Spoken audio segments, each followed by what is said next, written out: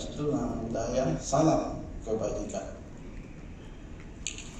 Yang saya hormati Bapak Rektor Universitas Terbuka, Bapak Profesor Wajah Derajat MBas PhD yang hari ini diwakili oleh Bapak Dekan Bisik, Bapak Muhammad, Pak Direktur Universitas Terbuka Makassar sebagai bagian dari unit program belajar jarak jauh Universitas Terbuka, Bapak Profesor Dr.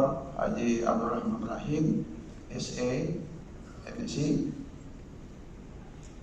dan juga Direktur sebelumnya Bapak Dr. Sasanuddin, MSc, yang telah melaksanakan tugas dan tentunya dilanjutkan oleh Bapak Profesor Dr. Abdurrahman Rahim yang kita tahu beliau adalah pakar pendidikan yang sangat berpengalaman, yang pernah memimpin institusi pendidikan lainnya yang ada di Makassar.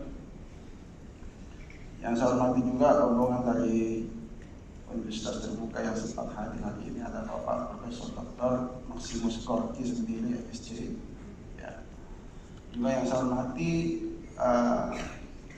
Sekjen Alumni IKA Universitas Terbuka yang hadir atau mewakili, dan seluruh jajaran pejabat-pejabat yang ada di Universitas Terbuka Makassar, para manajer dan mitranya ada hadir dari Bank Mandiri, Bank BRI, Bank BTN, Bank Syariah.